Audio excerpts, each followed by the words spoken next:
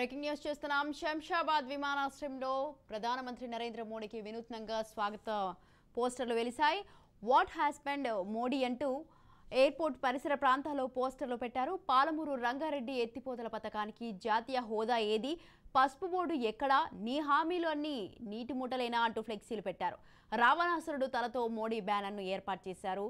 ITIR, Kazipet railway coach factory, textile park, defence corridor, mission Bhagiratha నిధులు, గిరిజన university, పసుపు board ఎక్కడ అంటూ రావణాసురుడు తలలా మోడీ బ్యానర్ ఏర్పాటు చేశారు. ఈ పోస్టర్లను శంషాబాద్ విమానాశ్రయానికి వచ్చే ప్రయాణికులు ఆసక్తిగా చూస్తున్నారు.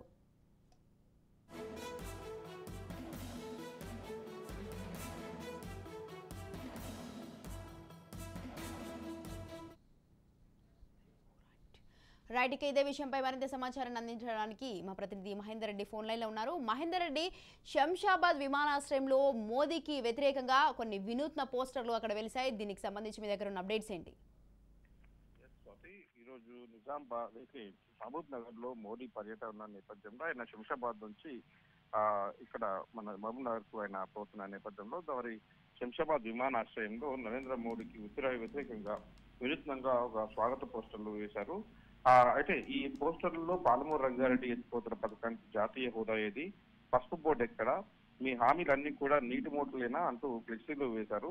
రావణాసుడు తలతో కూడినటువంటి ఒక వికృతమైన ఆకారంలో మోదీ ప్రధానమంత్రి ఫోటో వేయడం, ఆ బ్యానర్ తగిలించడం అనేది దాదాపు కనిపిస్తున్న నేపథ్యం. దీంట్లో ITIR, Kazipet railway coach factory, textile park, defence corridor, mission Bhagiratha నిధులు, గిరిజన యూనివర్సిటీ, పసుపు బోర్డు ఎక్కడ అంటూ రావణాసుని తలలో మోడీ బ్యానర్ ను ఏర్పాటు చేశారు. మోడీ వినూత్న పోస్టర్లు దాదాపు శంషాబాద్ నుంచి ప్రయాణికులంతా కూడా ఆసక్తిగా చూసినట్టు పరిస్థితి కనిపిస్తుంది. అయితే ఇది శంషాబాద్ ఎయిర్పోర్ట్ ఒక అంతర్జాతీయ ఎయిర్పోర్ట్ కాబట్టి ఇక్కడ ఇలాంటి పోస్టర్లు వెలవడం అనేది మరి భద్రతా లోపం అనేది పెద్ద ఎత్తున కనిపిస్తున్న నేపథ్యం. మరి ఒకవేళ ఈ పోస్టర్లు దాదాపు జాతీయ అంతర్జాతీయ వ్యాప్తంగా ప్రపంచ దేశాల్లో మోదీ ఎక్కడ పర్యటించినా కూడా ఘన స్వాగతం ఉంటుంది ఆయా దేశాల్లో.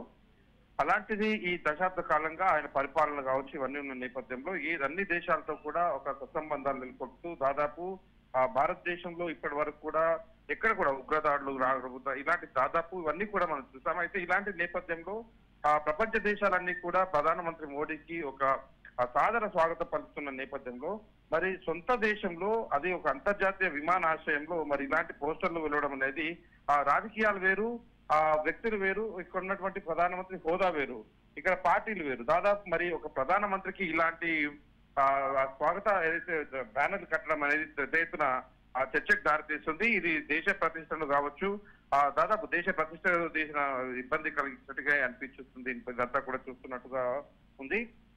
సో ఇలాంటి వాటిపైన ఇప్పటికైతే శంషాబాద్ ఎయిర్పోర్ట్ ఈ ప్రాంతంలో ఇది కట్టడం అనేది మరి నిఘా లోపం అనేది పెద్ద ఎత్తున కనిపిస్తున్న నేపథ్యం.